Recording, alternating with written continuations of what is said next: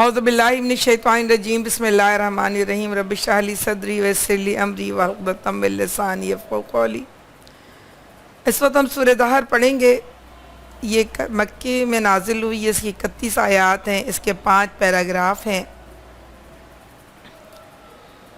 اور اس کا مرکزی مضمون یہ ہے کہ اسلام کا صحیح راستہ جو ہے وہ سبیل ہے، وہی صحیح راستہ ہے۔ یوں کہہ لیں کہ صحیح راستے کا نام اسلام ہے، یا یوں کہہ لیں کہ اسلام کا صحیح راستہ السبیل ہے، اور اسی کی طرف جو جائے گا اس کے لیے بے شمار نعمتیں ہیں۔ اس کے اندر انسان کی آزادی اور اختیار کی بات کی گئی ہے۔ 2 طرح کے لوگ بتائے گئے ہیں، ایک شاکرین جن کو ابرار کہا گیا، اور دوسرے جن کو کافر کہا گیا، شکر گزار لوگوں کے بارے میں بات کی گئی ہے، اور دنیا کو عاجلہ جو کہنے والے ہیں ان کے بارے میں بات کی گئی ہے۔ آئیے ہم تلاوت سنتے ہیں اس کی۔ اچھا، اس کی تلاوت ایک ساتھ ہی ہے، ہم گفتگو تو مختلف پیراگرافز میں کریں گے، لیکن تلاوت ایک ساتھ ہے، سن لیجیے۔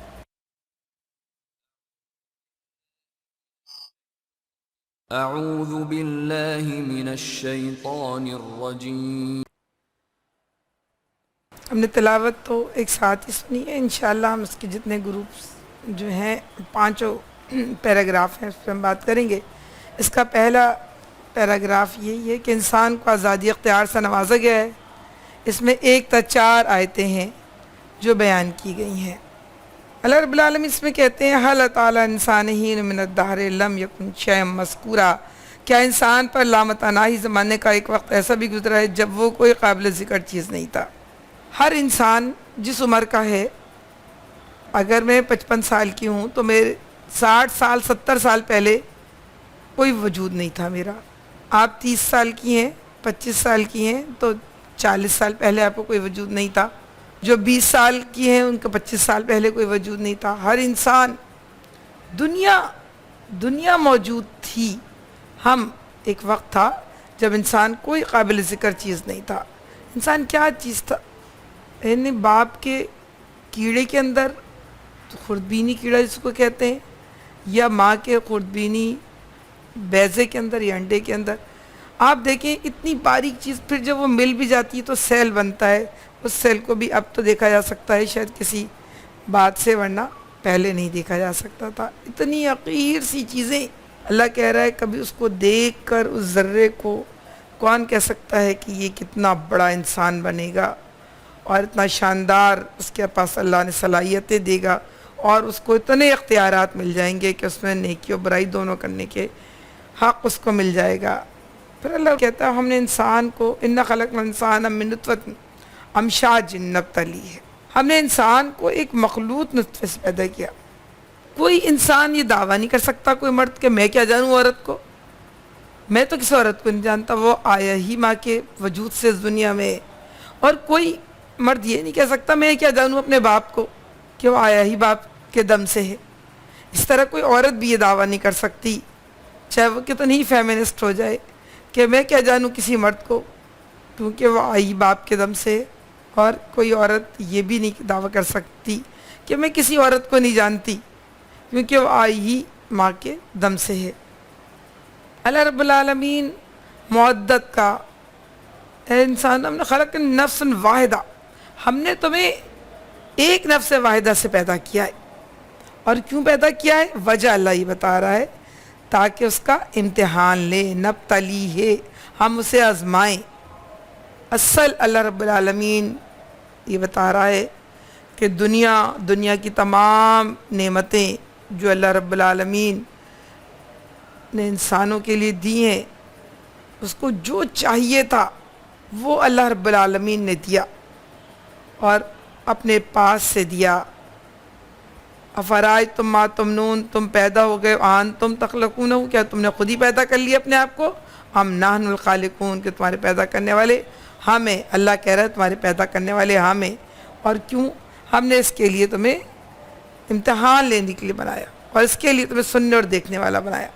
اللہ رب العالمین نے ان صفات کا ذکر کیا ہے یہاں پر جو بنیادی صفات ہیں، یعنی ہوش والا، عقل والا، سمجھ والا، دماغ کو استعمال کرنے والا، خالی دیکھنے سننے کی صلاحیت نہیں، اور امتحان اور اس بات کو اللہ رب العالمین امتحان کے لیے اس قرآن میں جگہ جگہ یہ بات کہتا ہے کہ ہم نے تبارک الذی بیدہ الملک وہو علی کل شیء قدیر الذی خلق الموت والحیات لیبلوکم ایکم احسن عملا. ہم نے موت زندگی کو ایجاد کیا ہے تاکہ دیکھیں کہ کون بہتر عمل کرنے والا ہے.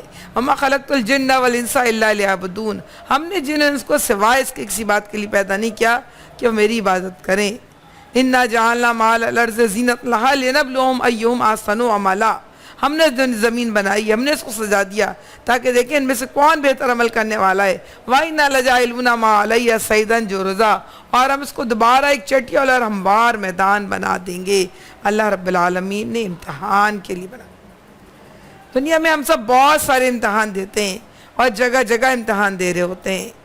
جو بچہ امتحان دینے والا امتحان گاہ میں بیٹھ جاتا ہے, اس مقصود امتحان ہوتا ہے, لیکن اس کے لیے کوئی بلڈنگ چاہیے ہوتی ہے, اس کے لیے کاپیاں چاہیے ہوتی ہیں, اس کے لیے کوئی نصاب چاہیے ہوتا ہے. اس نصاب کو پہلے پڑھایا جاتا ہے, پہلے اس کے لیے استاد ہوتے ہیں جو اس کو سمجھاتے ہیں کہ نصاب کیا ہے, پھر اس کے ہاتھ میں پرچہ پکڑایا جاتا ہے, اور جب پرچہ پکڑایا جاتا ہے اس کو کہا جاتا ہے لکھو.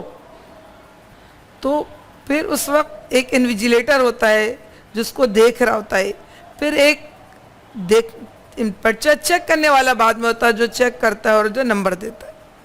سارے لوازمات ہیں, بیٹھنے کی جگہ بھی ہے, پنکھا بھی چل رہا ہے, کمرہ بھی صاف ستھرا ہے, لیکن مقصود کیا ہے امتحان. کمرہ کوئی بہت اچھا ہو, بینچیں بڑی اچھی ہوں اور انویجیلیٹر بڑا اچھا ہو, لیکن امتحان دینے والا بچہ کاپی پہ لکھے کچھ نہیں تو وہ سارا نظام بالکل بیکار جاتا ہے. اللہ نے انسان کو بنایا, اس کو تمام وہ نعمتیں دی جس نعمت کے ذریعے اس کا امتحان لیا جائے. اللہ کا کام تھا چیزوں کو اس کو دے دینا, اللہ نے دیا. ان فی خلق السماوات والارض واختلاف اللیل والنہار, رات اور دن میں بھی دیکھو, آسمان کے بننے میں دیکھو. والفلک التی تجری فی البحر, تمہارے لیے کشتیاں چلا دی. وانزل اللہ من السماء ماء, اور آسمان سے پانی برسا دیا. وبث فیہا من کل دابۃ, اور زمین میں جو کچھ تھا وہ سب خزانے نکال دیے.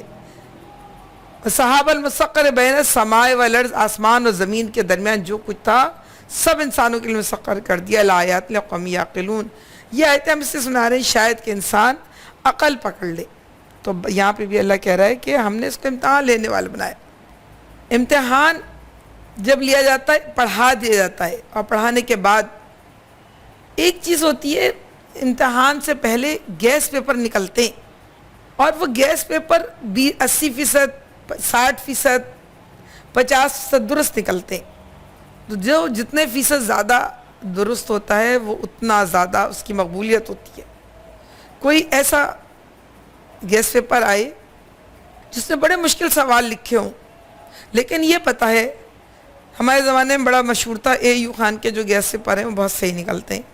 تو وہ سوال جتنا مشکل ہو تو کوئی یہ نہیں کہتا تھا ہائے اتنا مشکل سوال ہے میں تو نہیں یاد کروں گی.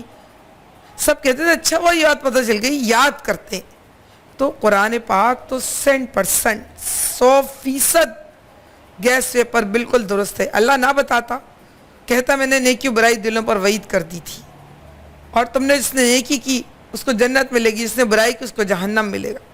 لیکن اللہ نے بتایا, رک رک کر ایک ایک انسانوں کے دل میں اٹھنے والے سوالات کا جواب دیا, کام کرنے کا طریقہ بتایا اور اس کا اجر بتایا.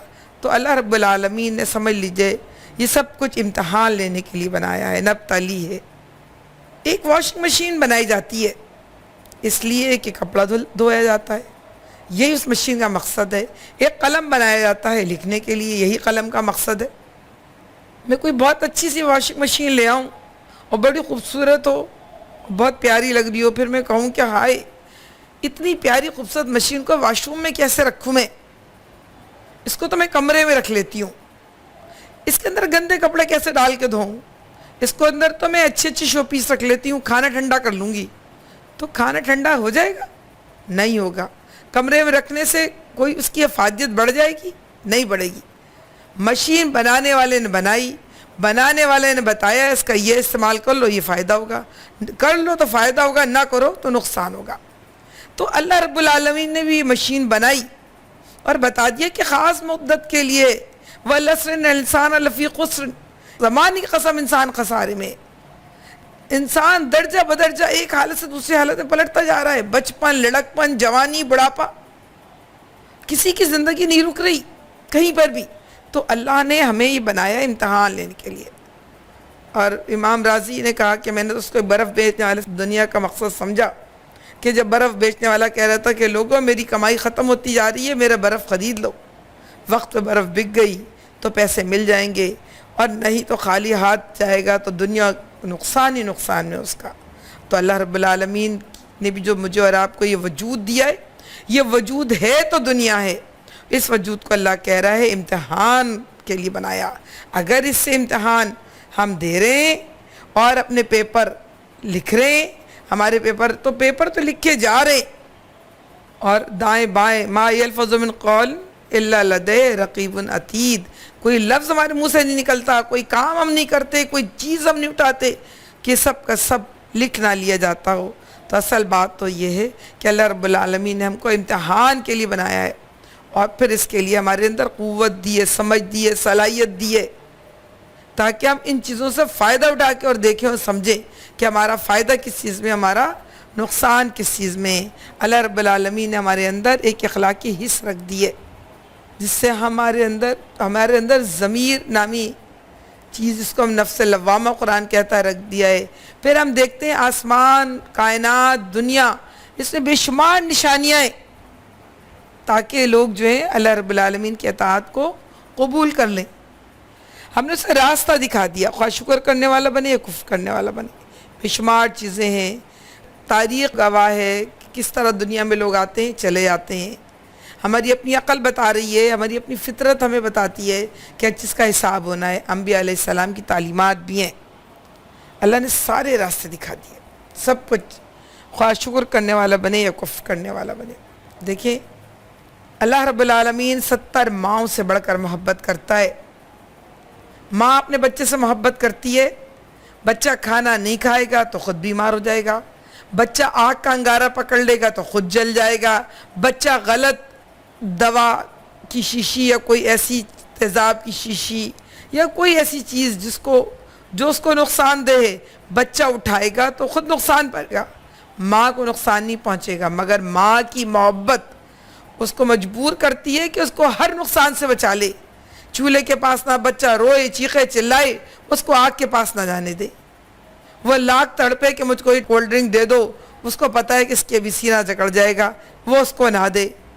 وہ لاکھ ضد کرے کہ مجھے چھوڑ دو، گھر سے باہر جانے دو، مگر اس کو پتہ ہے کہ بچہ گم جائے گا، کوئی بھی نقصان اس کو ہو جائے گی، وہ بچے کو نہیں جان دیتی۔ کو ماں کی محبت مجبور کرتی ہے کہ اس کو کسی نقصان میں نہ پڑنے دے، پکڑ کے گھسیٹ لے۔ اور ایک استاد کی محبت، استاد بھی اپنے بچوں سے محبت کرتا ہے۔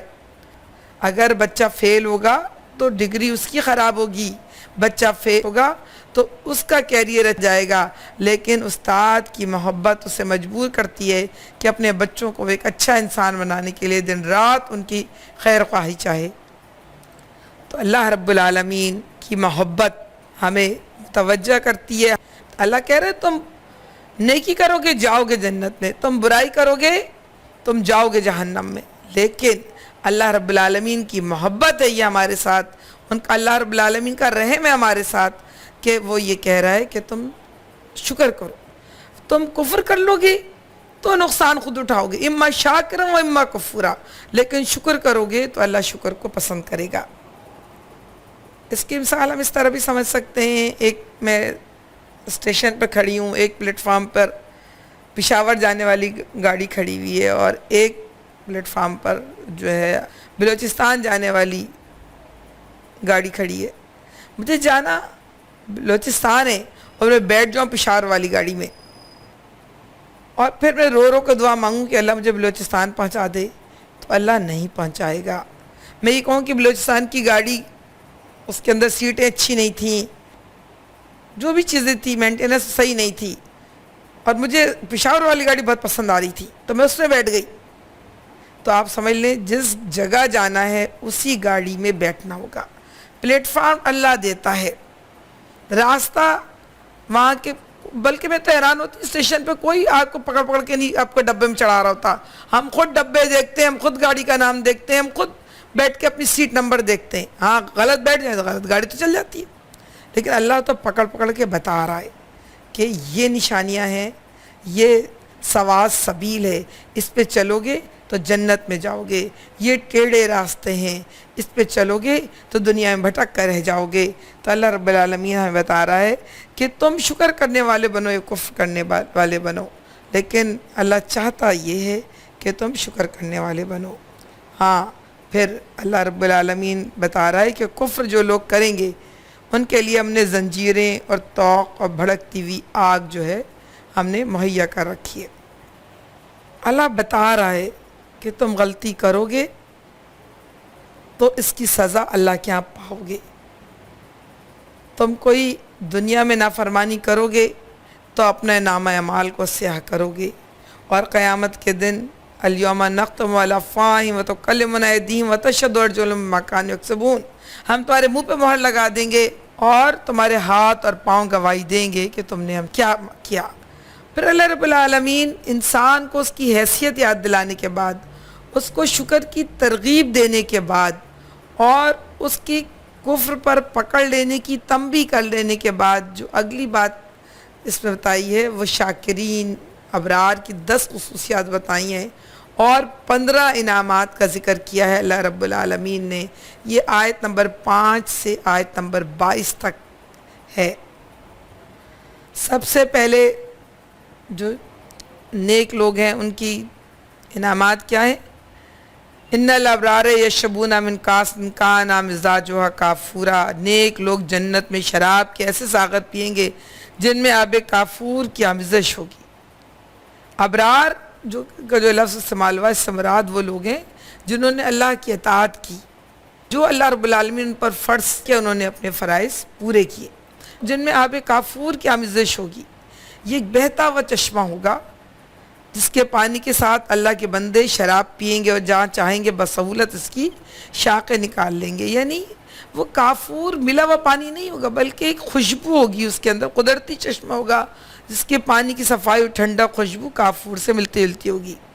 پھر اللہ رب العالمین دوسری بات کی جس کے پانی کے ساتھ اللہ کے بندے شراب پئیں گے، این یشرب بہا عباد اللہ. اور یہاں پر اللہ نے ویسے تو دیکھیں عباد اللہ اس کا لغوی مطلب تو یہی ہے کہ سارے اللہ کے بندے ہیں، لیکن اللہ رب العالمین جہاں پر عباد اللہ کہتا ہے وہاں پر عباد اللہ سے مراد اللہ کے وہ نیک بندے ہوتے ہیں جو اللہ کی اطاعت کرتے ہیں، اللہ کا کہنا مانتے ہیں. باقی جو لوگ اللہ کے نافرمان ہوتے ہیں اللہ رب العالمین ان کو گویا قابل نہیں سمجھتے کہ ان کو عباد اللہ کا سرٹیفکیٹ دیا جائے. عباد اللہ کے بارے میں اللہ رب العالمین کہتا ہے الذین یمشون فی الارض ہونا، وہ زمین میں جب بھی چلتے ہیں آسان چلتے ہیں، یعنی اکڑ کے نہیں چلتے، اتراتے ہوئے نہیں چلتے. مطلب آسان چال سے یہ مطلب نہیں کہ بہت رک رک کے مرے مرے قدم اٹھاتے ہیں.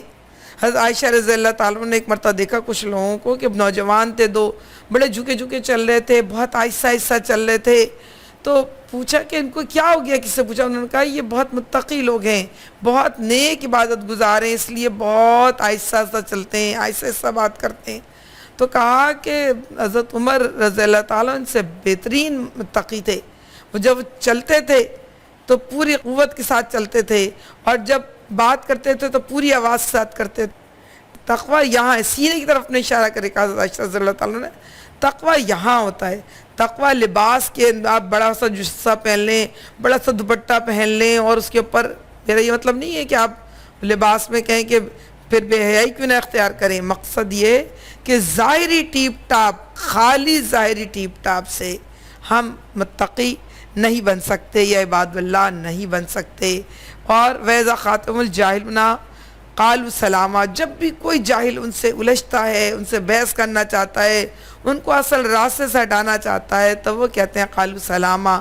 وہ ان لوگوں کی تلاش میں ہوتے ہیں جو اللہ کی بات سنتے ہیں اور اللہ کا پیغام ان تک پہنچایا جائے.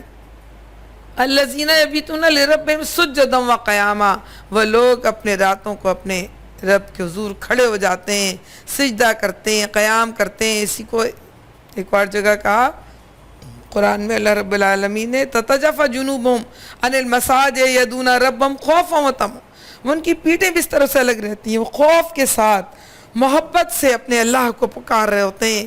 تو اہل ایمان کی عباد اللہ کی جو اللہ رب العالمین جگہ جگہ نشانیاں بتاتا ہے، ان میں سے یہ کہ دعا کرتے ہیں کہ اے اللہ ہمارے ساتھ بہترین معاملہ کرنا.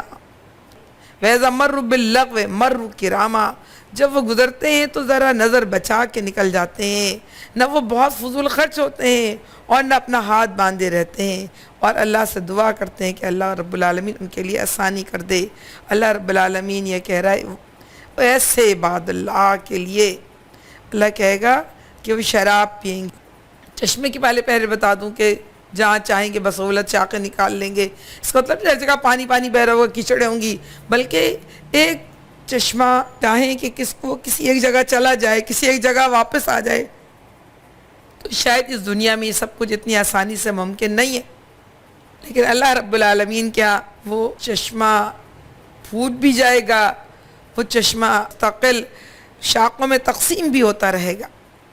عباد الرحمن کی تعریف کی اللہ رب العالمین نے یہاں پر یوفون بالنذر، وہ اپنی نظر پوری کرتے ہیں.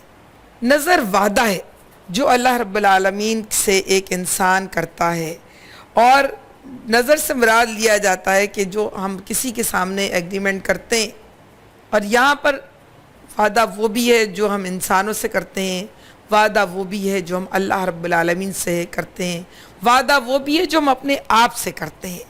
بات یہ کہ جو فقہاء نے نظر کی 4 قسمیں بیان کی ہیں. ایک یہ کہ آدمی اللہ سے عہد کرے کہ میں ہمیشہ نیکی کا فلاں کام کروں گا. ایک یہ ہے کہ اگر اللہ میاں آپ نے میری فلاں بات پوری کر دی تو میں یہ نیکی کروں گا. یہ دونوں نظر کو فقہاء کہتے ہیں یہ نظر ہے تبرر، یہ نظر ہے نیکی کی نظر، یہ نظر ہے درست، اس نظر کو پورا کرنا چاہیے. اور تیسری قسم یہ ہے کہ آدمی کوئی ناجائز کام کرنے کے لیے یا کوئی واجب کام جو انسان پر ہو وہ نہ کرنے کی عہد کر لے. مثال کے طور پر استغفر اللہ نعوذ باللہ کوئی کہے کہ میں آج سے نماز نہیں پڑھوں گا، کوئی کہے کہ میں آج سے روزہ نہیں رکھوں گا، کوئی کہے میں آج کے بعد زکوٰۃ نہیں دوں گا، کوئی کہے آج کے بعد میں اپنی ماں کی خدمت نہیں کروں گا، کوئی کہے کہ میں اپنی بیوی بچوں کو خرچہ نہیں اٹھاؤں گا، کوئی کہے کہ میں اپنی فلاں سے کلام نہیں کروں، بہن سے بات نہیں کروں گا. یہ کیا ہے؟ یہ واجب کام جو اللہ نے ہمارے ذمے کیا ہے اس کو پورا نہ کرنے کی ہم نے قسم کھا لی ہے. ایک بات یہ ہے کہ جو کام ناجائز ہے ہم کہیں کہ نہیں استغفر اللہ میں تو یہ بد کرداری کر کے رہوں گی، میں تو اس میں مال چوری کر کے رہوں گی، میں تو یہ غبن کر کے رہوں گی، میں تو ان کو بدنام کر کے رہوں گی، میں تو فلاں کو مذاق اڑا کے رہوں گی. تو یہ کیا ہے؟ یہ وہ کام ہے جو اللہ رب العالمین نے منع کیا ہے اور لوگ کر رہے ہوتے ہیں. ایک نظر کی وہ قسم اس پہ اللہ نے سخت وعید کی ہے. ایک اور نظر یہ ہے کہ جو شاید نیکی بھی نہیں ہے اور شاید بدی بھی نہیں ہے، لیکن اپنے طور پر نیکی کی محبت میں وَرَهْبَانِيَةً، ہم نے ما كَتَبْنَاهَا، ہم نے نہیں لکھا تھا ان کے اوپر، لیکن انہوں نے خود اللہ کی محبت میں خود اپنے اوپر طاری کر لیا. فَمَا رَعَوْهَا حَقَّ رِعَایَتِهَا، پھر جو اس کا حق تھا وہ بھی ادا نہ کر سکے. تو ایسی نظر جو اللہ کی محبت میں خود سے طاری کر لی جائے اور اس کی کوئی لاجک نہ ہو اور اللہ نے قرآن میں اس کو کرنے کے لیے احادیث سے ثابت بھی نہ ہو، تو پھر اس کا کوئی فائدہ نہیں ہے. اور اس کو اللہ کے نبی صلی اللہ علیہ وسلم نے منع کیا ہے کہ ایسی کوئی نظر نہ مانی جائے جو نظر قرآن نے نہیں کہی، احادیث نے نہیں کہی. تو اسے ایک صاحب تھے، اللہ کے نبی صلی اللہ علیہ وسلم خطبہ دے رہے تھے، تو اللہ کے نبی نے کہا ایک صاحب دھوپ میں کھڑے ہوئے، پوچھا کہ یہ کیا کر رہے ہیں، کون ہیں؟ کہا یہ ابو اسرائیل ہیں، انہوں نے نظر مانی ہے کہ میں دھوپ میں کھڑا رہوں گا، میں سائے میں نہیں کھڑا ہوں گا، میں کبھی بیٹھوں گا نہیں، میں کس سے بات نہیں کروں گا، اور میں روزے رکھوں گا. تو اللہ کے نبی صلی اللہ علیہ وسلم نے کہا کہ ان سے کہو کہ دھوپ سے ہٹ جائیں، سائے میں آ جائیں، بیٹھ جائیں، باتیں کریں، ہاں اپنا روزہ جو ہے وہ پورا کریں. تو اسی طرح جو نیکی سمجھ کر اپنے لیے بعض میرے خیال سے عقبہ بن عامر جہنی رضی اللہ تعالیٰ عنہ کے بارے میں کہ انہوں نے کہا یا رسول اللہ صلی اللہ علیہ وسلم میری بہن نے نظر مانی ہے کہ وہ جو ہے پیدل حج کرے گی، سر بھی نہیں ڈھکے گی، تو کہا کہ ان سے کہو کہ اپنا سر ڈھکیں، اپنے پاؤں میں جوتا پہنیں اور پھر اپنا حج جو ہے وہ پورا کریں۔ تو ایسی تمام نظر جس کے اندر اپنے نفس کو تنگی دینے کے لیے، جیسے کوئی کہے کہ میں ساری عمر اب گوشت نہیں کھاؤں گا، اس طرح دیکھیں وہ واقعہ بھی یاد ہوگا نا کہ جب اللہ کے نبی صلی اللہ علیہ وسلم کے زمانے میں مسجد نبوی میں 3 صحابہ کرام تھے، وہ بیٹھ کے بات کر رہے تھے۔ ایک صاحب کہہ رہے تھے کہ میں ساری عمر روزے رکھوں گا، ایک کہہ رہے تھے میں سوؤں گا نہیں، پورا جاگوں گا، عبادت کروں گا، اور ایک نے کہا میں شادی نہیں کروں گا۔ تو اللہ کے نبی صلی اللہ علیہ وسلم نے 3 صحابہ کو ڈانٹ دیا تھا اور کہا تھا میں تم سے زیادہ متقی ہوں، تم سے زیادہ اللہ کے احکامات کو پہچاننے والا ہوں، میں نے شادی بھی کی ہے، میں سوتا بھی، عبادت بھی کرتا ہوں، میں روزہ رکھتا بھی، چھوڑتا ہوں۔ ہاں ایک اس میں غالباً یہ تھے کہ میں ہر وقت قرآن پڑھتا رہوں گا، اور تو کہا نہیں قرآن پڑھو بھی اور اپنے دوسرے کام بھی کرو۔ اسی طرح کوئی شخص ایک نظر کی شکل ہے کہ کوئی نظر مانے کہ میں اپنا سارا مال اللہ کے راستے میں دے دوں گا، تو وہ کتنا پوری کرے؟ دیکھیں اس کے لیے غزوہ تبوک یاد ہوگا آپ کا۔ غزوہ تبوک میں 3 لوگ تھے جو پیچھے رہ گئے تھے، جس میں ہلال بن امیہ تھے، برارہ بن ربی تھے، اور کعب بن مالک رضی اللہ تعالیٰ عنہ۔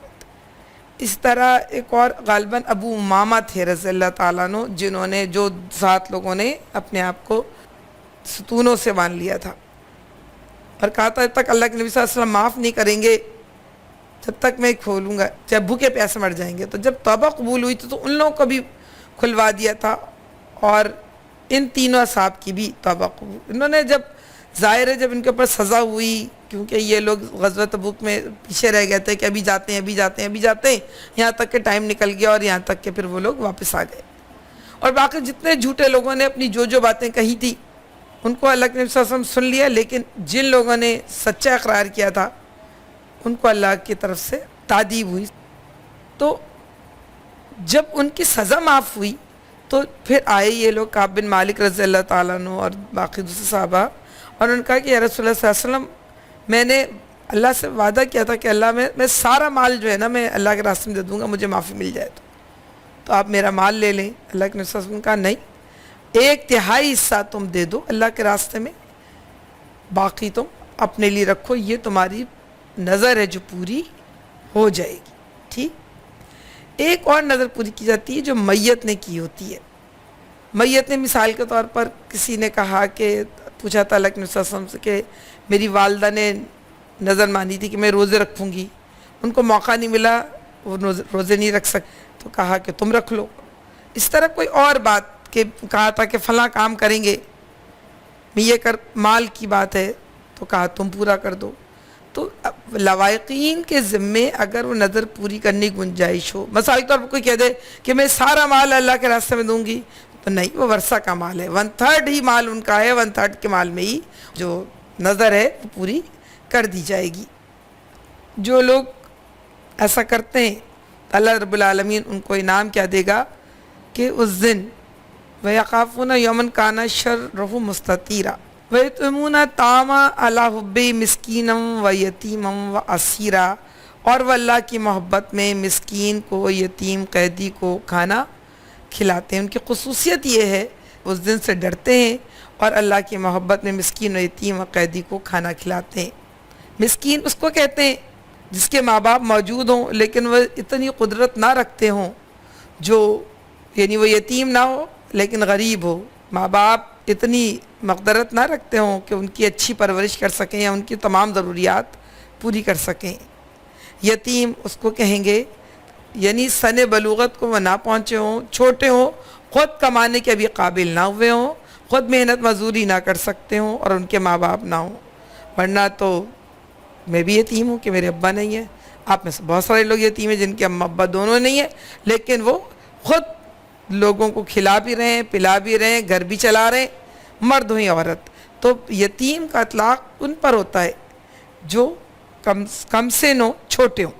اور قیدی سے مراد وہ شخص ہے جو کسی کی حکومت میں کسی بھی جرم میں قید کر دیا گیا ہو اور اس کو کھانا کھلایا جاتا ہے. یہی وجہ ہے کہ آج بھی قیدیوں کو کھانا کھلایا جاتا ہے. وہ اس لیے کھلایا جاتا ہے چاہے مجرم ہوں اور چاہے بے قصور ہوں، لیکن وہ خود اپنی معاش کے لیے کوئی بہت اچھی تگدو نہیں کر سکتے، تو بہرحال ان کی صحت اور ان کی بنیادی ضرورت کی ذمہ داری نیک لوگ اپنے ذمے رکھتے ہیں. انما نطعمکم لوجہ اللہ لا نرید منکم جزاء ولا شکورا. وہ یہ بھی کہتے ہیں کہ کھانا کھلاتے ہوئے ہم تمہیں صرف اللہ کی خاطر کھلا رہے ہیں، ہم تم سے نہ کوئی بدلہ چاہتے ہیں نہ شکریہ. ضروری نہیں ہے کہ یہ بات زبان سے بھی کہی جائے، دل میں بھی کہی جاتی ہے، رویہ ہوتا ہے. ہم کسی غریب کی مدد کریں، اس کے بعد بار بار ہر جگہ بتائیں کہ اللہ میں نے دیکھو تم پر کتنا جچ رہا ہے یہ جوڑا، میں نے تمہیں جوڑا دیا تھا نا، تم کتنی فٹ آ رہی ہو اس میں، کتنی پیاری لگ رہی ہو. ایب کہہ دے مجھ سے کہ اللہ کتنی بات ہے نا تم لوگوں کا، آج اللہ نے دن پھیر دیے، کبھی کتنا وقت تھا نا تمہارے گھر کھانے کو بھی نہیں تھا، ہم نے تمہیں یا لوگ آ کے راشن ڈالتے تھے. تو اللہ رب العالمین کہتا ہے وہ صدقے سے تم بہتر ہے کہ تم لوگوں کی عیبوں پہ پردہ رکھو، لوگوں کی بات ڈھانکو. تو جواب میں بار بار یہ چاہنا کہ وہ تمہاری خدمت کرنے لگ جائیں، تمہیں بڑا مان لیں اور تمہیں دنیا میں تمہارے وہ غلام بن جائیں، اس لیے کہ تم نے اس وقت ان کو کسی بھی طرح سے مدد کی تھی. تو جب وہ ایسا کرتے ہیں، خصوصیات یہ ہیں تو ان کی پھر اللہ رب العالمین ان کو انعام، وہ ان کی خصوصیات میں یہ بھی وہی کہتے ہیں ہمیں تو اپنے رب سے اس دن کے عذاب کا خوف لاق ہے جو سخت مصیبت کا انتہائی طویل دن ہوگا. پس اللہ تعالیٰ فوقاهم اللہ شر ذلک اليوم ولقاهم نظرۃ وسرورا، پس اللہ تعالیٰ انہیں اس دن کے شر سے بچا لے گا، انہیں سرور بخشے گا. دیکھیں ابھی ہم جو پڑھ رہے تھے اس سے پہلے جہنمیوں کے لیے وہ دن کتنا سخت ترین ہوگا، لیکن جنتیوں کے لیے بہت زیادہ خوشکن ہوگا، اور وہ اپنے رب کی طرف خوش خوش دیکھ رہے ہوں گے کہ اللہ رب العالمین ان سے ضرور اچھا معاملہ کرے گا. اور وہ کہیں گے ہاں فَأَمَّا مَنْ أُوتِيَ كِتَابَهُ بِيَمِينِهِ فَيَقُولُ هَاؤُمُ اقْرَءُوا کتابیہ، وہ کہے گا ہاں مجھے کتاب ملنی تھی، انی ظننت انی ملاق حسابیہ، وہ کہے گا میرا حساب کتاب ضرور ہونا تھا. فَهُوَ فِي عِیشَةٍ رَاضِیَةٍ، وہ جنت میں ہوگا، فی جنت عالیہ قطوفہا دانیہ کلوا واشربوا ہنیئا، کھاؤ پیو مزے کرو بما اسلفتم فی الایام الخالیہ، کہ جو تم نے مشقت میں گزارے تھے. اللہ رب العالمین انہیں کیا کیا دے گا؟ وَجَزَاءً بِمَا صَبَرُوا جَنَّةً وَحَرِيرًا، ان کے صبر کے بدلے میں انہیں جنت اور ریشمی لباس عطا کرے گا. وہ کون ہوں گے؟ وَنَهَى النَّفْسَ عَنِ الْهَوَىٰ، اور اپنے نفس کو روک کے رکھا، اپنی یعنی وہ شخص جس نے اپنے نفس کو اپنے قابو میں رکھا اور اپنے خواہشات کی پیروی نہیں کی، تو اللہ رب العالمین کہتا ہے اس کے لیے اپنی تمام قوتوں کو، قابلیتوں کو، اپنے مال کو، ہر چیز کو لے کر جو ہے اللہ کے راستے میں جد و جہد کی اور اطاعت کا راستہ اختیار کیا، اور کسی لالچ میں نہ آئے، کسی فائدے سے وہ راستہ نہ چھوڑا، کسی خوف سے وہ راستہ نہیں چھوڑا. پوری اس کی زندگی اللہ رب العالمین کے نزدیک ہے کہ اس کی ساری زندگی جو ہے اللہ کی اطاعت میں گزری، اور کوئی شخص اس کا راستہ نہ روک سکا. یعنی ان کی پوری زندگی ایک صبر کی مانند ہوتی ہے، اور یہ حقیقت ہے. نیکی پر صبر انتہائی مشکل صبر ہے، نیکی کرنے پر، برائی چھوڑنے پر صبر انتہائی مشکل صبر ہے. جبکہ دیکھ رہا ہوں کہ ساری دنیا کھا رہی ہے، پی رہی ہے، مزے کر رہی ہے، عیش اڑا رہی ہے، من مانی کر رہی ہے، پھر اللہ رب العالمین کہہ رہا ہے اس صبر کے بدلے میں جنت اور ریشمی لباس. وَجَزَاءً بِمَا صَبَرُوا جَنَّةً وَحَرِيرًا متقین فیہا علی الارائک لا یرون فیہا شمسا ولا زمہریرا، وہاں اونچی مسندوں پر تکیے لگائے بیٹھے ہوں گے، نہ انہیں دھوپ کی گرمی ستائے گی اور نہ جاڑے کی ٹھیر. انسان موسم بہار کا ہمیشہ سے متلاشی ہے. جو انسانی نفسیات ہے اونچی مسندوں پر، ہم نے سورہ یوسف پڑھا تھا کہ وہ اونچی مسندیں، تکیے لگائے، پرچھی نشستیں انسان کی خواہش ہے، انسان کو پسند ہے. اللہ رب العالمین وہ تمام چیزیں جو انسان کو پسند ہے اس کو بہترین سے بہترین حالت میں اللہ رب العالمین اس طرح دے گا کہ انسان نے اس کا تصور بھی نہیں کیا ہوگا. نہ ان کو آرام ملے گا، ان کے لیے آسانیاں ہوں گی، اور ان کو کوئی موسم کی سختی ان کو تنگ نہیں کرے گی. وَدَانِيَةٌ عَلَيْهِمْ ظِلَالُهَا وَذُلِّلَتْ قُطُوفُهَا تَذْلِيلًا، اور جنت کی چھاؤں ان کے اوپر جھکی ہوئی ہوگی، جنت کی چھاؤں ان کے اوپر جھکی ہوئی سایہ کر رہی ہوگی، ان کے پھل ہر وقت ان کے بس میں ہوں گے، جس طرح چاہے انہیں توڑ لیں۔ جنت تو اللہ رب العالمین ہی جانتا ہے۔ تک ہم کوئٹہ سے لور الائی جا رہے تھے تو راستے میں سیب کے باغات بہت پڑتے ہیں۔ ہم کوئٹہ سے چلے تھے، بہت دیر ہو گئی تھی، ہم نے کچھ کھایا بھی نہیں تھا، تو جو میری ساتھی تھیں سیب کے باغ میں اتر گئیں۔ ہم کھانا اپنے ساتھ لے کے گئے تھے، ہم وہاں پہ ہم بیٹھ گئے، اتر کے ہم نے وہاں پہ بیٹھ کے کھانا کھایا۔ آپ یقین جانیں وہ چھوٹے چھوٹے سے درخت، ان کی ایک ایک پتلی پتلی شاخوں کے اندر 20 25 سیب، اور بالکل ہم جہاں بیٹھے وہ شاخ جھکی ہوئی نیچے آ رہی تھی، اور دل کو کچھ ایسی گدگدی ہو رہی تھی کہ بس کس طرح یہ سیب توڑ لیں، کس طرح اس سیب کو اٹھا کے پیار کر لیں۔ خوبصورت سیب اور بھرا پڑا ہوا باغ۔ میں نے کہا لا، یہ دنیا کی نعمتیں، اللہ کی نعمت کتنی زیادہ ہوگی اور کتنی پیاری ہوگی اور کتنی خوبصورت ہوگی۔ آپ دیکھیں کہ ہر پھل جو وہ چاہیں گے وہ ٹہنی بھی ہاتھ کے اشارے سے نیچے آ جائے گی، ریموٹ کنٹرول انسان کا ہاتھ ہی بن جائے گا۔ آج ہم ریموٹ کنٹرول سے بہت سی چلا رہے ہیں، دیکھ رہے ہیں، اللہ رب العالمین اللہ جانے ہمارے ہاتھوں میں، اللہ میں توفیق دے، ہمیں پہنچائے وہاں پر کیا چیزیں دے گا کہ وہ تمام اللہ کہہ رہا جنتیوں کے اوپر سایہ کیے ہوئے ہوں گی شاخیں، اور پھل ان کے بس میں ہوں گے، جب چاہے بیٹھے بیٹھے، نہ دوڑنا پڑے گا، نہ لکڑی ڈنڈا لانا پڑے گا، نہ کوئی انتظار کرنا پڑے گا، جب چاہیں گے جو پھل چاہیں گے ان کو مل جائے گا۔ یہ بھی انسانی کمزوری ہے، آرام بھی انسانی کمزوری ہے، اور موسم کا اچھا ہونا بھی انسان کی کمزوری ہے، کھانا پینا بھی انسان کی کمزوری ہے۔ وَيُطَافُ عَلَيْهِمْ بِآنِيَةٍ مِّن فِضَّةٍ وَأَكْوَابٍ كَانَتْ قَوَارِيرَا، ان کے آگے چاندی کے برتن اور شیشے کے پیالے گردش کرائے جا رہے ہوں گے، یعنی اس کے اندر شراب ہوگی۔ دیکھیں شراب، اللہ دنیا میں کہا شراب پیو گے تو کوڑے پڑیں گے، شراب حرام ہے۔ انما الخمر والمیسر والانصاب والازلام انم رجسن، یہ گندے کام ہے، فاجتنبوہ، ان کے قریب مت جاؤ۔ مگر وہاں پہ اللہ وہ شراب دے گا جس کا نہ اس سے نشہ چڑھے گا، نہ اس سے بدبو آئے گی، نہ اس سے انسان کے حواس جاتے رہیں گے، سوائے لذت ہی لذت، لذت ہی لذت ہوگی، اور وہ پھر ہر ایک کو جتنی چاہے وہ پیے گا۔ اس کے آگے چاندی کے برتن اور شیشے کے پیالے گردش کرائے جا رہے ہوں گے۔ شیشے بھی وہ جو چاندی کے قسم کے ہوں گے، چاندی اتنی حسین ہوگی کہ اتنی ٹرانسپیرنٹ لگ رہی ہوگی، اور شیشہ اتنا حسین ہوگا جو چاندی جیسا حسین ہوگا۔ یہ تو انسان کے تصور میں کتنا ہو سکتا ہے، ہوگی تو چاندی، مفسر کہتے ہیں اس کو، مگر وہ شیشے کی طرح شفاف ہوگی۔ چاندی کی یہ قسم دنیا میں نہیں پائی جاتی ہے، جنت کی خصوصیت ہوگی، وہاں شیشے سے شفاف چاندی کے برتن اہل جنت کے دسترخوان پر پیش کیے جائیں گے، اور جن کو منتظمین جنت نے ٹھیک ٹھیک اندازے کے مطابق بھرا ہوا ہوگا۔ وَيُسْقَوْنَ فِيهَا كَأْسًا كَانَ مِزَاجُهَا زَنْجَبِيلًا، اور ان کو وہاں ایسی شراب کے جام پلائے جائیں گے جس میں سونٹ کی آمیزش ہوگی۔ عرب کے اندر سونٹ ملا مشروب بہت پسندیدگی سے دیکھا جاتا تھا اور بہت قیمتی سمجھا جاتا تھا، تو اللہ رب العالمین نے اس ہی پیرائے کو استعمال کیا ہے جو پیرایا موجود تھا اس زمانے میں، کہ ہم تمہیں ایسی شراب کے جام پلائیں گے، یعنی تمہاری ہر خواہش، ہر نعمت، ہر عادت، ہر تمنا ہم پوری کریں گے بہترین طریقے سے۔ عیناً فیہا تسمی سلسبیلا، یہ جنت کا ایک چشمہ ہوگا جسے سلسبیل کہا جاتا ہے۔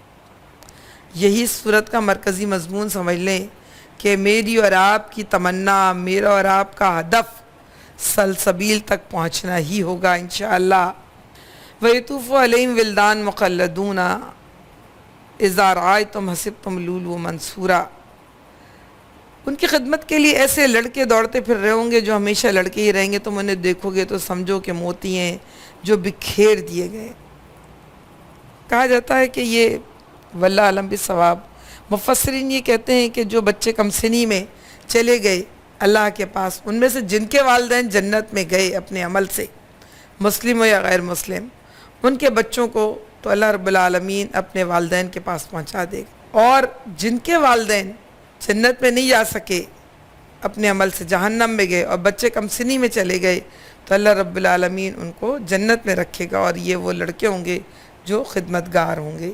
وَإِذَا رَأَيْتَ ثُمَّ رَأَيْتَ نَعِيمًا مُلْكًا كَبِيرًا، وہاں جدھر بھی تم نگاہ ڈالو گے نعمت ہی نعمتیں، اور ایک بڑی سلطنت کا سر و سامان نظر آئے گا۔ یعنی دنیا میں کوئی بھی شخص چاہے فقیر کیوں نہ رہا ہو، بے حیثیت کیوں نہ رہا ہو، جب وہ اپنے اعمال خیر کی بنا پر جنت میں جائے گا تو وہاں اس شان سے رہے گا، وہ گویا ایک عظیم الشان سلطنت کا مالک ہے۔ بہت پرانی بات ہو گئی، میں نا کسی کراچی میں حادثات کی بنا پر لڑکا تھا جو اس کو گولی مار دی تھی، انہوں نے شہید ہو گیا تھا۔ اچھا، جس وقت شہادت کی خبر آئی ہے اس کے گھر میں، اس کی صبح کے وقت خبر آئی ہے، تو اس کی ماں خواب دیکھ رہی تھی، اور اس خواب میں اپنے آپ کو بہترین حسین و جمیل لباس پہنے ہوئے، بہترین تخت پہ بیٹھے ہوئے، اپنے بیٹے کے ساتھ بیٹھے ہوئے، اور بیٹوں کی خدمتگار اور ان کی خدمتگار، اور شاید میں خواب تو آپ کو بہت اچھا نہ سمجھا سکوں، لیکن وہ بہت حسین خواب تھا جو انہوں نے دیکھا، اور اس کے بعد جب آنکھ کھلی ان کی تو وہ ان کو خبر آئی کہ ان کا بیٹا شہید ہو گیا، اور وہ اس خواب کے سحر میں تھیں، اور ان کو اپنے بیٹے کے جانے کا ان کو تھا کہ میرا بیٹا جنت میں پہنچ گیا اور میرا استقبال کرے گا۔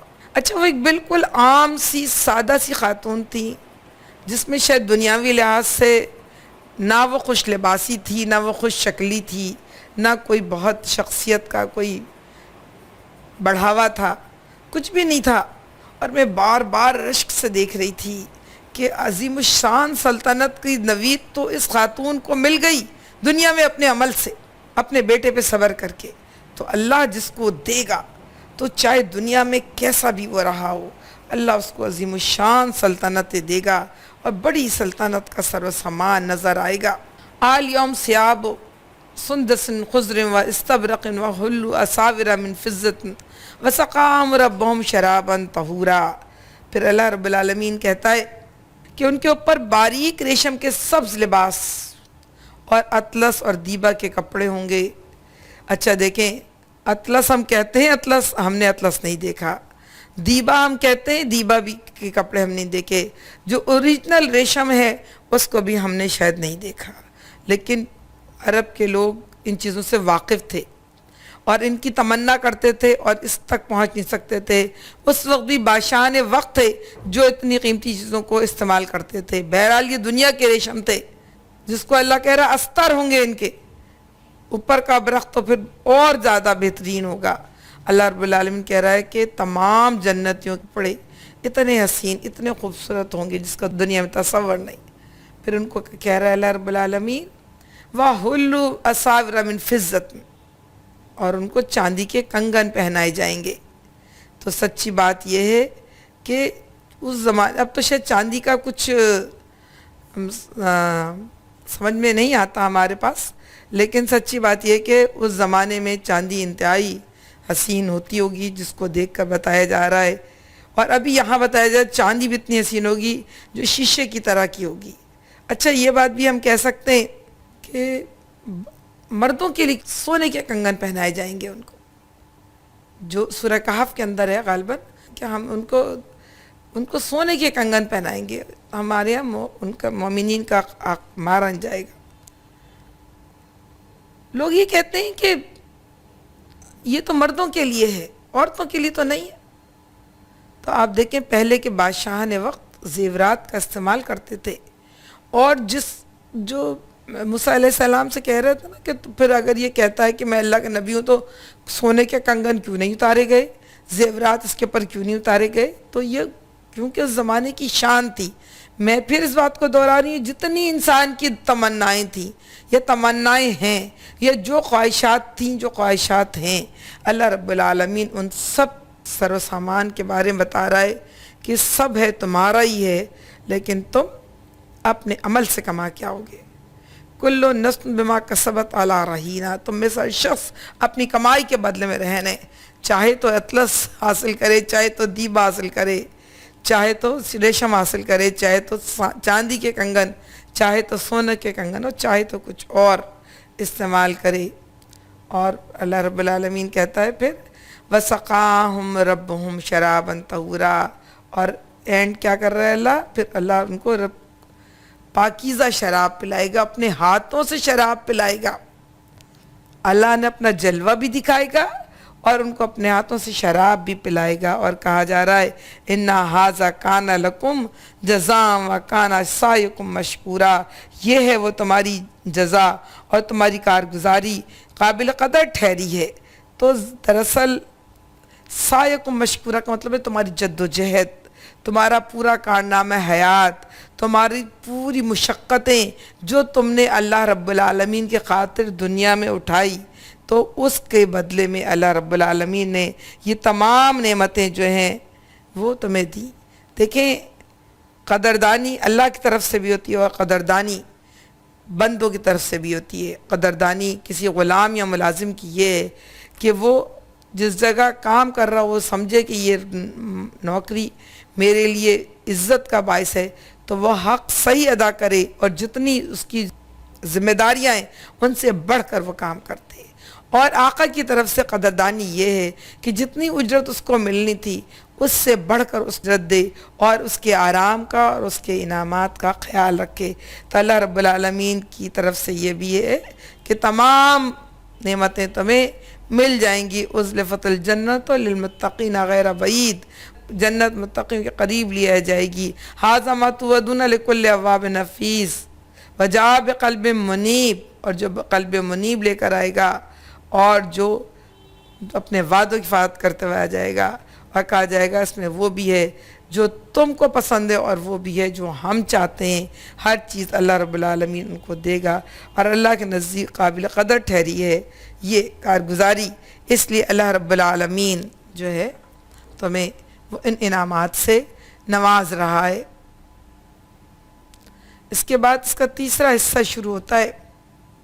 یہ 3 آیتوں پر ہے کہ شکر گزار لوگ جو ہیں وہ گناہ کی اور انکار کے رویے کو نہیں اپناتے، اور جو لوگ گناہ اور کفر کا رویہ اختیار کر رہے ہیں ان سے دور رہتے ہیں، ان کی بات نہیں مانتے۔ وَاصْبِرْ نَفْسَكَ مَعَ الَّذِينَ يَدْعُونَ رَبَّهُمْ بِالْغَدَاةِ وَالْعَشِيِّ يُرِيدُونَ وَجْهَهُ وَلَا تَعْدُ عَيْنَاكَ عَنْهُمْ تُرِيدُ زِينَةَ الْحَيَاةِ الدُّنْيَا لَا تُطِعْ مَنْ أَغْفَلْنَا قَلْبَهُ عَنْ ذِكْرِنَا وَاتَّبَعَ هَوَاهُ وَكَانَ أَمْرُهُ فُرُطًا۔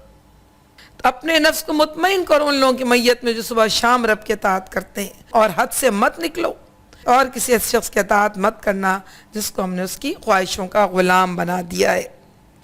اِنَّا نَحْنُ نَزَّلْنَا عَلَيْكَ الْقُرْآنَ تَنزِيلًا، اے نبی صلی اللہ علیہ وسلم، ہم نے ہی تم پر یہ قرآن تھوڑا تھوڑا کر کے نازل کیا ہے۔ وہ سوال کرتے تھے کہ یہ قرآن ایک ساتھ کیوں نہیں نازل ہو گیا؟ تو اللہ بتا رہا ہے کہ ہم نے نازل کیا ہے۔ بظاہر خطاب اللہ کے نبی کریم صلی اللہ علیہ وسلم سے، لیکن اصل میں اللہ رب العالمین ان کفار کو یہ بات بتا رہا ہے جو خود بار بار کہتے تھے کہ قرآن سوچ سوچ کر بناتے ہیں، اگر اللہ کی طرف سے ہوتا تو ایک ساتھ آ جاتا۔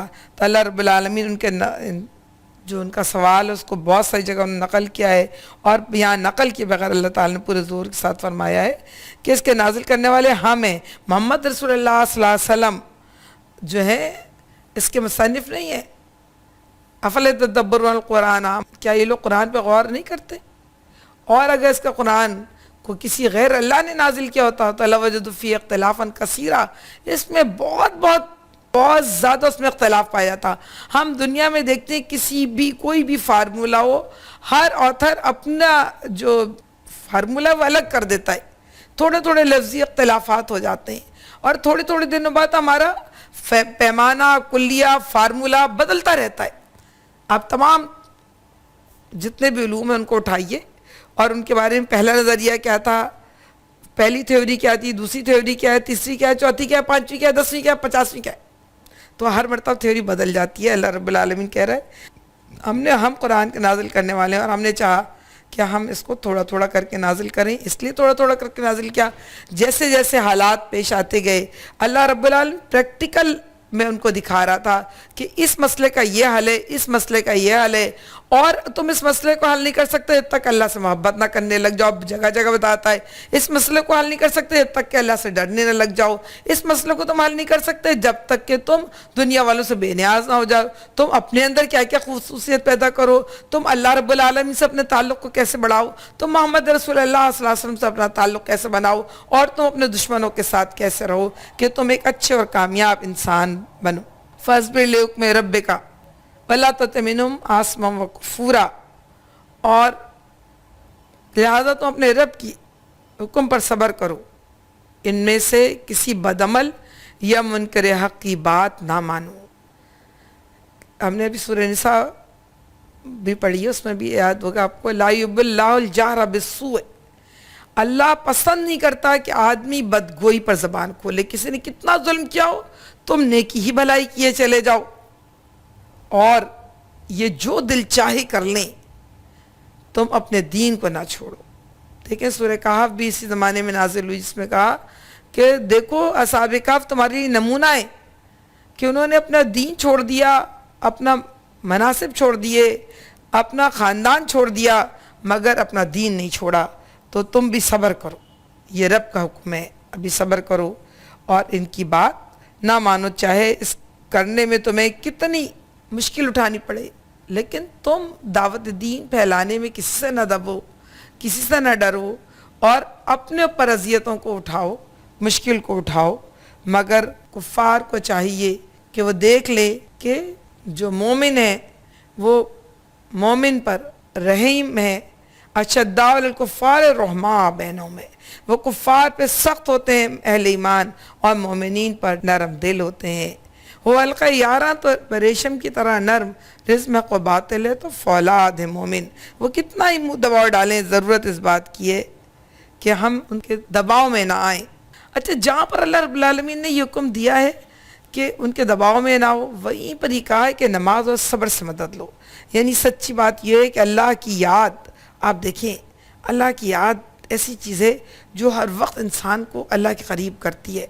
सुबह उठ के चला, अभी किसी ने कुछ कहा नहीं था, अभी काम करने चला तो ज़ोहर की नमाज हो गई, अल्लाह की ज़रूर अल्लाह अकबर करके खड़ा हो गया, उससे अल्लाह से कहा इय्याका नअबुदु व इय्याका नस्तईन, अल्लाह मैं तेरी बात करता हूँ, तुझसे मदद मांगता हूँ। फिर कहा सुभान रब्बियल अज़ीम, फिर कहा सुभान रब्बियल आला, फिर कहा तहिय्यातु लिल्लाह व सलावातु तय्यबातु, फिर कहा कि हमारी सारी इबादतें अल्लाह के लिए हैं। फिर सलाम फेरता है, कहता है अस्सलामु अलैकुम व रहमतुल्लाह, तब को सलामती देता है अस्सलामु अलैकुम व रहमतुल्लाह, बाएं तरफ भी सबको सलामती देता है। तो अल्लाह का रुकी रहती है एक वक्त की नमाज दूसरे वक्त तक के लिए, जब तक के बीच का अमल देख न लिया जाए। किसी बदअमल या मुनकर हक़ की बात ना मानो। और नमाज में यानी इसी का लैल फस्जुद लहू, और रातों को भी अल्लाह के हुज़ूर सिजदा रेज़ हो जाओ। वज़्कुर इस्मा रब्बिका बुक्रतन व असीला, अपने रब का नाम सुबह शाम याद करो।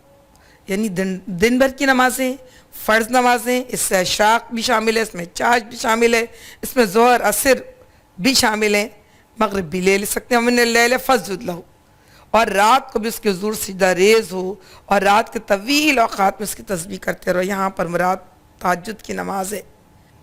अल्लाह के नबी सल्लल्लाहु अलैहि वसल्लम कहा कि जो शख्स दाई अल्लाह है उसको अल्लाह का क़ुर्ब ज़रूर चाहिए। और किसी गालिबन बुज़ुर्ग का कौल है कि जो शख्स रात का राहिब नहीं अच्छा, वो दिन का मुजाहिद भी अच्छा नहीं हो सकता। गालिबन जुनैद बगदादी रहमतुल्लाह अलैह के बारे में ये बात कही गई है कि उनके इंतकाल के बाद उनके किसी शागिर्द ने उनको देखा ख्वाब में, तो पूछा कि ये हज़रत कैसा रहा। उन्होंने कहा और तो कुछ काम ना आया जो हम इतनी बातें करते थे, लेकिन रातों को खड़ा होना और चंद आंसू बहाना मेरे काम आ गया। तो हमें ये समझ लेना चाहिए कि हमें अगर अल्लाह रब्बुल आलमीन की मदद चाहिए, अल्लाह रब्बुल आलमीन का क़ुर्ब चाहिए, तो मुझे और आपको अपने रब के हुज़ूर रातों को झुकना होगा। पहले तो हज़रत आयशा रज़ियल्लाहु ताला अन्हा कहती हैं हुक्म आया था आधी रात या आधी रात से कुछ कम, यानी निस्फ रात, तो इतनी देर खड़े रहते थे अल्लाह के नबी सल्लल्लाहु अलैहि वसल्लम, और फिर बाद में सहाबा कराम भी, कि उनके पाँव सूज जाते थे। बाद में अल्लाह रब्बुल आलमीन ने इसको फिर हल्का किया और ये कहा कि जो तुम में से किसी को अपने माश के लिए निकलना है, किसी को अल्लाह के रास्ते में जद्दोजहद के लिए निकलना है, और भी बहुत सारे काम हैं, तो तुम जितना आसानी के साथ कुरान पढ़ सकते हो उतना कुरान पढ़ लिया करो। रात की नमाज में जो कुरान पढ़ते हैं हम, वह हमारे दिल से निकलता है, हल्की आवाज़ में पढ़ना चाहिए कि कान में ज़रूर जाए।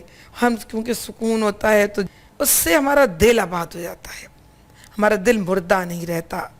اور ہمارے اندر کرنے کی قوت طاقت پیدا ہوتی ہے۔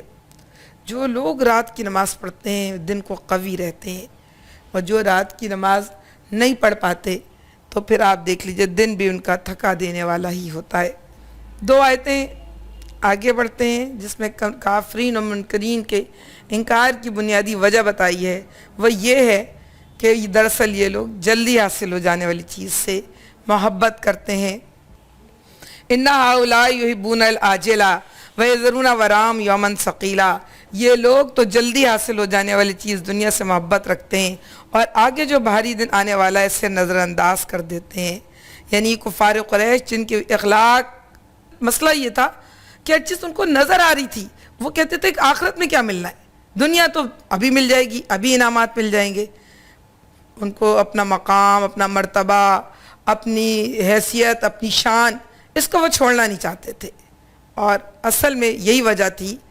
آخرت کا انہیں پتہ تھا لیکن ان کو یقین نہیں آتا تھا کہ آخرت تک ہم زندہ رہ پائیں گے کہ نہیں رہ پائیں گے، ہماری ہڈیوں کو جمع کر پائے گا کوئی نہیں کر پائے گا، اور پتہ نہیں ایسا ہوگا کہ نہیں ہوگا، اور اگر ہوگا بھی تو جب ہوگی یہ انسانی فطرتیں دیکھی جائے گی۔ اللہ رب العالمین نے یہاں پر ان کی اصل وجہ بتائی ہے، کَلَّا بَلْ تُحِبُّونَ الْعَاجِلَةَ وَيَذَرُونَ وَرَاءَهُمْ يَوْمًا ثَقِيلًا، اور اپنے وہ ایک بھاری دن جو ہے اس کو وہ بھلائے دیے لے رہے ہیں۔ پھر اس کے بعد اللہ رب العالمین بات کو آگے بڑھاتا ہے۔ یہ ہمارا اگلا پیراگراف ہے کہ شاکرین اور کافرین کا انجام بھی مختلف ہوگا۔ جب دونوں کے رویے مختلف ہیں، ایک جلدی حاصل ہو جانے والی چیز سے بات کر رہا ہے اور ایک آخرت کی تیاری کر رہا ہے، جب ان کے کام مختلف ہیں، ان کے رویے مختلف ہیں، ان کے راستے مختلف ہیں، تو اللہ رب العالمین یہ بتا رہا ہے کہ ان کا انجام بھی مختلف ہوگا۔ اِنَّ هَٰذِهِ تَذْکِرَةٌ فَمَن شَاءَ اتَّخَذَ إِلَىٰ رَبِّهِ سَبِیلًا، یہ ایک نصیحت ہے، اب جس کا جی چاہے اپنے رب کی طرف جانے کا راستہ اختیار کر لے۔ دونوں راستے، جیسے میں نے ٹرین کی مثال دی تھی ابھی تھوڑی دیر پہلے، دونوں راستے موجود ہیں۔ اگر پشاور جانا ہے تو پشاور والی ٹرین میں بیٹھو، اور اگر بلوچستان جانا ہے تو بلوچستان والی ٹرین میں بیٹھو۔ اگر اللہ کی جنت کی طرف جانا ہے تو جنت والے راستے میں بیٹھو، اور نہیں جانا تو تم جو دل چاہے کرو۔ اللہ کے نبی صلی اللہ علیہ وسلم کی حدیث ہے کہ اللہ رب العالمین نے جب جنت بنائی اور جب جہنم بنائی تو دونوں جگہ کی سیر کرائی جبرائیل امین علیہ السلام کو۔ جبرائیل امین علیہ السلام کہنے لگے، یا اللہ اتنی خوبصورت جنت، اتنی حسین جنت، اس میں کون ہے جو نہیں آئے گا؟ کہا میں نے اس جنت کو مشقتوں سے، آزمائشوں سے اور پریشانیوں سے ڈھانک دیا ہے۔ کہا اے اللہ پھر تو کوئی بہت ہی تیرا چاہنے والا ہوگا تو پھر آئے گا۔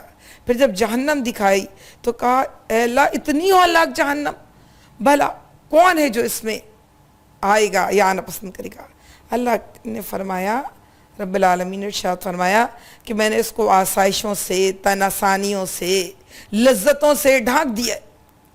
تو جبرائیل امین علیہ السلام نے کہا اے اللہ پھر تو جو کوئی بہت ہی عقل مند ہوگا جو اس سے بچ سکے گا۔ آج یہ دونوں راستے کھلے ہوئے ہیں، مگر یہ بات یاد رکھیں ہم کہ یہ ٹھیک ہے کہ جو سواس سبیل کا راستہ ہے، جو جنت کا راستہ ہے، اس میں مشقتیں زیادہ ہیں، اس میں آزمائشیں زیادہ ہیں، اس میں محنت زیادہ ہے، لیکن ایسا نہیں ہے کہ جو جہنم کے جانے والے راستے ہیں اس کے اندر کوئی پریشانی نہیں ہے، کوئی مشکل نہیں۔ اللہ خود کہتا ہے لَقَدْ خَلَقْنَا الْإِنسَانَ فِي كَبَدٍ، ہم نے انسان کو مشقت میں پیدا کر دی۔ تو ہر راستے کے اپنے عذاب ہوتے ہیں، اپنے گلاب ہوتے ہیں۔ ہماری دیکھنے کی بات ہے کہ ہم عذاب لیتے ہیں یا ہم گلاب لیتے ہیں۔ جب گلاب چنیں گے تو کانٹے تو چبھیں گے، اور جب عذاب و مشقتوں سے پالا پڑے گا تو آسانیوں سے بھی پڑے گا۔ اور یہی وجہ ہے کہ جو لوگ اللہ کے راستے میں چلتے ہیں وہ سب کے سب مشقتوں میں ہی نہیں رہتے۔ ہاں کچھ مشقتیں اللہ نے ضرور ان کے حصے میں رکھی ہیں، کیوں؟ اس لیے کہ اللہ نے دنیا کو امتحان کا بنایا ہے۔ وَمَا تَشَاءُونَ إِلَّا إِن شَاءَ اللَّهُ إِنَّ اللَّهَ كَانَ عَلِيمًا حَكِيمًا، اور تمہارے چاہنے سے کچھ نہیں ہوتا جب تک کہ اللہ نہ چاہے، یقین اللہ بڑا علیم اور حکیم ہے۔ یعنی ایک قانون ہے، کوئی انسان کچھ بھی چاہ لے نہیں ہو سکتا جب تک کہ اللہ نہ چاہے۔ ہم کھانا نہیں کھا سکتے جب تک کہ اللہ چاہے نہ کہ ہم کھانا کھائیں، اور کوئی صبر نہیں کر سکتا جب تک کہ اللہ خود نہ چاہے کہ صبر کر لے۔ حضرت ایوب علیہ السلام کے بارے میں لکھا ہوا ایک روایت میں آتا ہے ان کی اپنی کتابوں میں کہ انہوں نے کہا شکر ہے اللہ کا کہ بہت میں نے صبر کر لیا، مجھ پر اتنی بیماری پڑی تو بادلوں کا ایک ٹکڑا ہی ان کے پاس سے کہتا ہوا گزر گیا، اگر اللہ توفیق نہ دیتے تو تم کیسے صبر کرتے۔ بات یہ ہے کہ اللہ کے چاہے بغیر کچھ نہیں ہو سکتا، تو اللہ چاہتا کیا ہے؟ کیا اللہ نہیں چاہتا اس لیے بابری مسجد شہید ہو گئی؟ کیا اللہ نہیں چاہتا اس لیے اسلام بنگلہ دیش کے اندر لوگ پھانسی چڑھائے جا رہے ہیں؟ کیا اللہ نہیں چاہتا اس لیے اراکان میں مسلمان مارے جا رہے ہیں؟ نہیں، بات یہ اللہ کا ایک ضابطہ ہے، یہ قانون قدرت ہے۔ اللہ ہر ظالم کو بتا رہا ہے، اللہ دنیا میں رہنے والے ہر جابر کو یہ بتا رہا ہے کہ تم کو جبر کرنے کی سہولت اللہ کی طرف سے میسر ہے۔ ہاں، راستہ طریقہ قانون یہ ہے کہ جو کرنا چاہتا ہے اس کو اللہ اس راستے میں سہولت دے دیتا ہے۔ فَأَمَّا مَنْ آتَى وَصَدَّقَ بِالْحُسْنَىٰ، جو حق کی اطاعت کرتا ہے اور تصدیق کرتا ہے فَسَنُيَسِّرُهُ لِلْيُسْرَىٰ، اللہ اس کو آسان راستے میں چلنے کی سہولت دیتے ہیں۔ وَأَمَّا مَنْ بَخِلَ وَاسْتَغْنَىٰ، جو بے نیازی دکھاتا ہے حق کے راستے سے، کنجوسی دکھاتا ہے، اللہ اس کو برے راستے پہ وَسَنُيَسِّرُهُ لِلْعُسْرَىٰ، اللہ اس کو مشکل راستے میں چلنے کی سہولت دیتا ہے۔ آپ دیکھیں جس کو حدیث سے اس طرح ثابت ہے کہ اللہ کے نبی صلی اللہ علیہ وسلم نے فرمایا کہ جو شخص برائی کرتا ہے اس کے دل پہ ایک سیاہ دھبا پیدا ہوتا ہے، دوسری کرتا ہے دوسری، تیسری کرتا ہے تیسری، رو کے اللہ سے معافی مانگ لے دھبا چھوٹ جائے گا، نہیں کرے گا تو پورا دل سے ہو جائے گا، جس کا دل سے ہو جائے گا اللہ اس کو نیکی کی توفیق نہیں دے۔ یہ بات نہیں ہے کہ اللہ تمہیں نیکی کی توفیق نہیں دے رہا، بلکہ بات یہ ہے کہ تمہاری مسلسل ہٹ دھرمیوں سے اللہ نے تم سے نیکی کرنے کی توفیق چھین لی ہے۔ کوئی شخص گناہ کرتا ہے، شرمندہ رہتا ہے، اللہ اس کو نیکی کا موقع دیتا ہے۔ یہ سوچنا چاہیے کہ جس کا دل سیاہ ہو جائے اس پر وَإِن تَدْعُوا إِلَى الْهُدَىٰ فَلَن يَهْتَدُوا إِذَا أَبَدًا، اللہ رب العالمین ہمیں اس ہٹ درمی سے بچا لے جب اللہ کی ناراضگی ہمارے حصے میں آئے۔ وَمَا تَشَاءُونَ إِلَّا إِن شَاءَ اللَّهُ إِنَّ اللَّهَ كَانَ عَلِيمًا حَكِيمًا۔ ایک چاہنے سے مراد یہ بھی ہو سکتی ہے کہ اللہ کے نبی صلی اللہ علیہ وسلم چاہتے تھے نا کہ سب ایمان لے آئیں، فَلَعَلَّكَ بَاخِعٌ نَفْسَكَ عَلَىٰ آثَارِهِمْ، تم اپنی جان کھو دو گے؟ فَيُدْخِلُ مَن يَشَاءُ فِي رَحْمَتِهِ، اللہ جس کو چاہتا ہے اس کو اپنی رحمت میں داخل کر لیتا ہے۔ اور اللہ کا قانون ہے، اللہ کسی بھی نیکی کو ضائع نہیں کرتا، اللہ سب سے بڑا قدردان ہے۔ اللہ کہتا ہے مجھ سے مانگ کے دیکھ، میں اکرام کی انتہا نہ کر دوں تو پھر کہنا، میری طرف بڑھ کر دیکھ میں تھام نہ لوں تو پھر کہنا، میری طرف آ کے دیکھ گلے نہ لگا لوں تو پھر کہنا۔ تو اللہ رب العالمین سے مانگنا چاہیے۔ جب تک ہم اللہ سے توفیق نہ چاہیں گے تو صرف ہمارے کہنے سے، اللہ حضرت علی رضی اللہ تعالیٰ عنہ کہتے ہیں میں نے اللہ کو اپنے ارادوں کے ٹوٹنے سے جانا۔ اسی لیے بار بار سورہ کہف میں یہ بات ہے نا کہ تم کچھ نہیں کر سکتے الا انشاءاللہ، جب تک کہ یہ نہ کہو کہ اللہ چاہے، کیا میں کل یہ کام ضرور کروں گا، الا انشاءاللہ، اللہ یہ کہ اللہ نہ چاہے۔ تو بات یہ کہ ہم کہہ دیں میں کل نیکی کر لوں گی، میں دنیا میں ساری نیکی کام پھیلا لوں گی، اب میں کوئی گناہ نہیں کروں گی، نہیں ہو سکتا جب تک کہ اللہ کی مدد ہمیں نہ ملے۔ لیکن سچی بات یہ ہے، اسی لیے مومن اپنا کوئی کام بغیر اللہ کی مدد کے آگے نہیں لے جاتا، کر نہیں سکتا، کرنا بھی نہیں چاہیے، اور ہمارے جملوں میں بھی ایسی کوئی بات نہیں آنی چاہیے۔ لیکن بات یہ ہے کہ ہم نے تو انشاءاللہ کا لفظ جو ہے اس کے لیے چن لیا ہے کہ جب ہمیں کام کرنا ہوتا تو کہتے ہیں ہاں میں ضرور کروں گی، ضرور آؤں گی۔ جب کام نہیں کرنا ہوتا یا ذرا کچھ کنفیوز ہوتا ہے تو کہتے ہیں انشاءاللہ، اس کا مطلب ہے دیکھا جائے گا، ہو سکتا ہے کر لیں، ہو سکتا نہیں۔ ہمیں انشاءاللہ پورے یقین کے بعد بولنا چاہیے، کیونکہ اللہ نہ کرے میں زندہ نہ رہوں، اللہ نہ کرے حالات موافق نہ رہیں، اور اللہ نہ کرے میرے اندر سے اس کا کشش ختم ہو جائے کسی بھی نیکی کی۔ تو اللہ رب العالمین مجھے اور آپ کو بچائے، اور انشاءاللہ یعنی اللہ کی مدد کو تلاش کرنا چاہیے۔ یہ بھی ضرور چلتے چلتے لطیفہ بھی سنا دوں، انشاءاللہ وقت پہ ہی کہنا چاہیے، بعد میں کہنے کا کوئی فائدہ نہیں ہوتا۔ اور وہ قصہ ہے کہ وہ ایک صاحب تھے، جا رہے تھے، دو گاؤں میں ہی رہنے والے تھے، ایک دینو تھے، کرم دین تھے، تو کرم دین نے دینو سے پوچھا کہ تم کہاں جا رہے دینو بھائی؟ دینو بھائی کہنے لگے میں تو گائے خریدنے جا رہا ہوں، لے کر آؤں گا، شام کو ملیں گے تو دیکھنا میں گائے لے کر آؤں گا۔ تو اس نے کہا کہ انشاءاللہ کہو۔ کہنے لگے انشاءاللہ کس بات کا؟ پیسے میری جیب میں، سودا میں طے کر کے آیا ہوں، بس جاؤں گا گائے لے آؤں گا۔ تو کہنے لگے اچھا، دونوں اپنے اپنے راستے چلے گئے۔ وہ دینو صاحب گئے تو دریا کے اس پار جہاں سے سودا، دریا کے پاس آ کے ان کو خیال آیا کہ گرمی بہت ہے، ابھی تو ٹائم ہے تھوڑا، میں نہا لیتا ہوں۔ انہوں نے کرتا اٹھایا، آگے پیچھے بالکل سناٹا، نہانے پتہ نہیں کون آیا، ان کے پیسے نکال لے گیا۔ بہت دیر ڈھونڈا، بہت کچھ کیا، انتظار کرتے کرتے واپس آئے، شام کو خالی منہ لٹکائے چلے آ رہے تھے۔ کرم دین پھر مل گئے، کہنے لگے کیوں دینو تم تو کہہ رہے تھے کہ میں گائے لینے جا رہا ہوں، کیا ہوا؟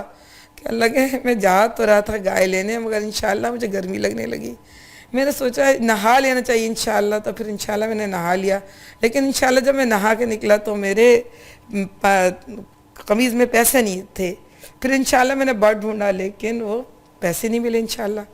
تو وہ کرم دین کہنے لگا بھائی انشاءاللہ ایک کافی تھا، مگر اس وقت جب تم جا رہے تھے، اس وقت کے سارے انشاءاللہ بالکل بیکار ہیں۔ تو ہم اللہ کی مدد اس وقت مانگیں جب کام کرنے جا رہے ہیں، جب نقصان ہو جائے تو یقول یا لیتنی لم اشرک بربی احدا، کاش میں اللہ کا شکر ادا کرتا۔